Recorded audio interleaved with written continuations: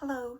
My vlog today is going to be another favorites. This would be my July favorites. I'll start off with this bag that I got. I've been really looking for a tote bag.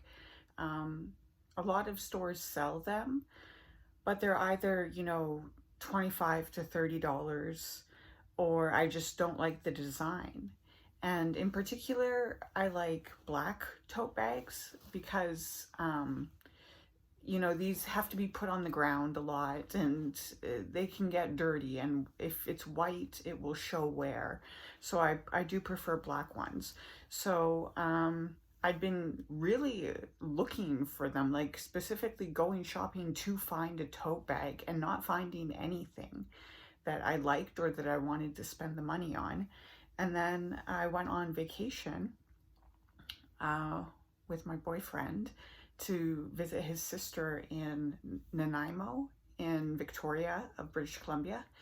And um, they were selling these tote bags that were native.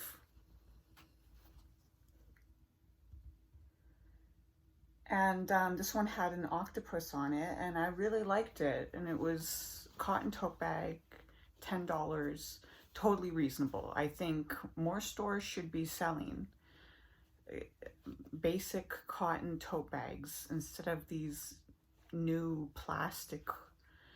I don't understand why we made all this big deal to get rid of plastic bags, and then we've replaced them with thicker plastic bags that you can buy for like $2. I think we should just be spending like $5 to $10 on cotton tote bags and, moving that way forward. And the same with plastic. Like, I think things should be plastic or packaged in jars again. And we need to we need to go that way. It's more expensive, it's more inconvenient, but that's just the direction we need to go. And we need to figure out the most efficient way to do that. But anyways, I'm going off on recycling now. My next favorite would be these headbands. This one, as you can see, has cherries, and this one has strawberries. And I hate to admit it, but I actually ordered them on Shein because I looked them up online, and these ones showed up and they're cute and perfect, exactly what I was looking for, and like $5 each. And so I kind of couldn't say no. It was like, do you know how much you'd have to spend on these if you bought them at like a handmade farmer's market? If you could even find something like this quality at a farmer's market. So, and certainly not for $5. So, I feel a little bad about shopping from Shein, but sometimes I get like little accessories or sunglasses or bits and pieces there. I don't really care for the clothing because it's usually polyester. But yeah, these have been favorites, and I've worn them quite a bit this month.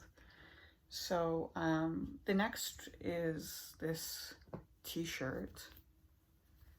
It's this purple striped t-shirt. It's got look almost a 90s feel to it. And the stripes I also like. I'm a big stripe fan. And the fit is tight, like it's form-fitting. So I've gotten compliments when I've worn this one. So I like it, I enjoy it, and I feel confident when I wear it. I got this at Walmart, I think it was $10. Okay, and then I also have this candle. It's a soy candle. I got this at a store called London Drugs that I don't know how far across Canada London Drugs is, but it's at least in Western Canada. It's like a drugstore. And so this one's soy, and it's called, the scent is peaches and cream. And it's really just like peaches and vanilla. And even when it's not burning, if you're sitting anywhere near this, it throws off a scent that's really, really nice. They've also got another scent that's really good for the summer too. It's called chilled sangria. So chilled sangria and peaches and cream are my favorite. Mmm, so nice. And then of course I did a little bit of thrifting. So I walked into the thrift store and saw this, and I thought it was awfully cute. If you can see, it's a little like teapot, little miniature teapot with two mice in the yard. And I got one in blue as well. They had two of them, so somebody must have just kind of decluttered. And one person's trash is not the person's treasure, right? So I snapped those up. They're so cute. I love little cute homes like that. Speaking of which, I might as well move into the next one, which is going to be a review of a movie I really enjoyed, was Barbie. And big shocker, it was actually quite good. I recall, like when I left the theater, I remember thinking that it was about a 7, like a 7 out of 10. And but as time went on, and I kept thinking about it and remembering funny things, and I realized, no, this is like an 8.5. Like, the only reason I gave it such a low rating was because there was so much expectation, so much hype. I mean, the amount of who wasn't talking about going to see Barbie. It was like what was that one that took over Squid Game? It was like Squid Game all over again. Everybody is talking about it. It was so hyped. So to me, it wasn't that the movie was overall bad or average. The movie overall was quite good. The way it was filmed was good. It was just that I had such high expectations because I really enjoy Greta Gerwig as a director. And like, for instance, she did the most recent adaptation of Little Women. And so I really expected her to be in like a woman's corner, really. And they do kind of address things like the patriarchy and a lot of common stereotypical tropes that women have to endure. But you could kind of tell there was a lot of hand holding. They really had to make Mattel happy. I think it was a total miss that they didn't put the Barbie Girl song in because Mattel didn't like it. So yeah, it should have opened with Barbie Girl. Like that whole Barbie dream house with the slide and the whole thing, it should have been I'm a Barbie Girl. And they could have done the lyrics to change the lyrics to be a little bit more appropriate and not so subservient. But yeah, when they were in Barbie Land and they were introducing her and how she eats her waffles and how she takes her shower and drinks with no liquid and all that imaginative stuff, it really should have been the Barbie song, I think. But overall, I really enjoyed it. It was, in particular, they had to take this journey from Barbie Land to the real world. And they had to like take spaceships and all these different things. And it was so aesthetically like, it was very aesthetically pleasing. Yeah. Which I guess you could expect from a Barbie movie. And yeah, so a movie that I also saw this month, but that I would consider to be a fail, because I'm also going to do fails this month. So a movie fail would be the movie Beau is Afraid, starring Joaquin Phoenix. So I tried it out. I purchased it on, I think, Prime, because I've always liked Joaquin Phoenix. Even as he's gotten older and more eccentric, um, I've kind of backed off a little bit with like supporting everything he does. But so I gave it a shot, and it was just, I felt like there was a lot of emphasis on the art of being an actor. And it was just all a lot about, it didn't make a lot of sense. I was confused much of the time, but there was this kind of throughout um,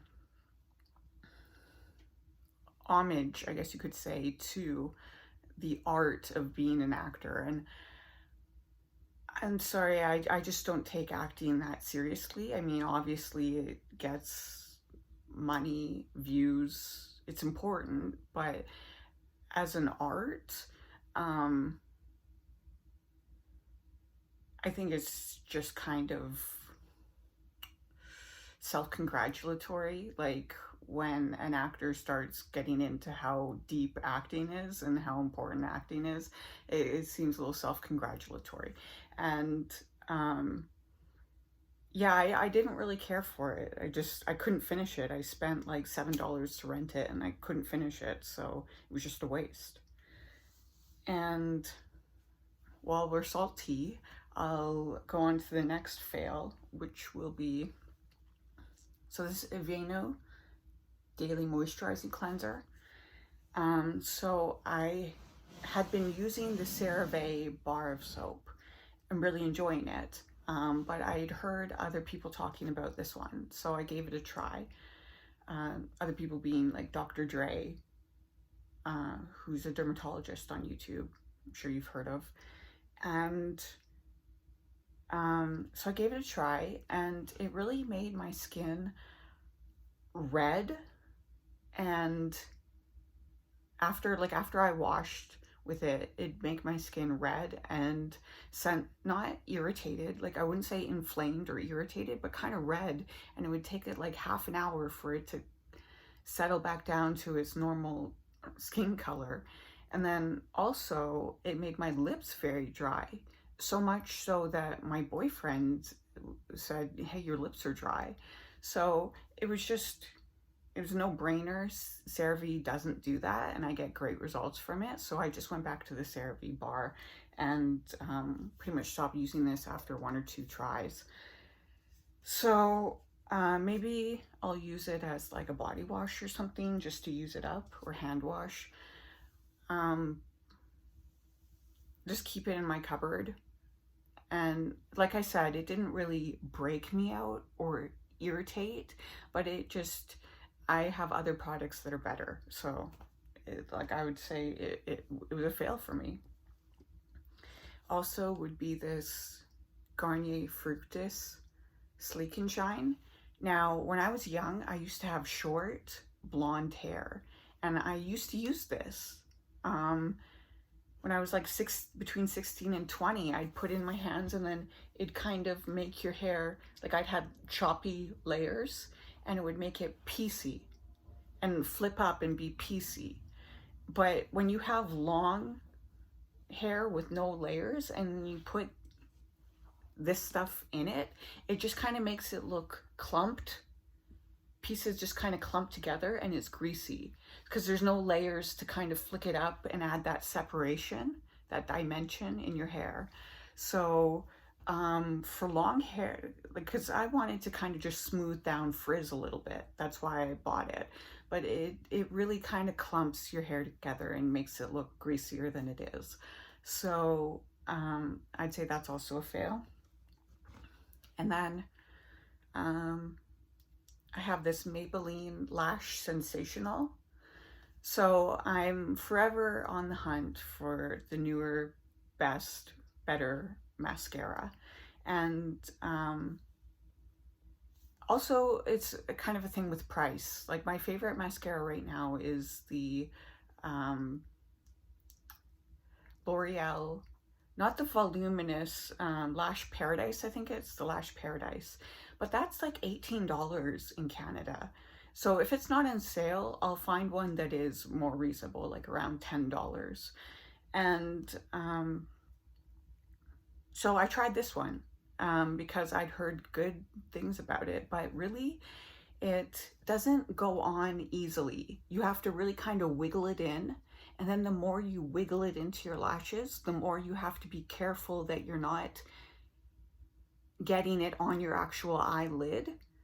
So you have to work with it, but the more you work with it, the more there's the risk that it's going to get smudged. So no, it's not easy to work with, and I'm not overall happy with the results.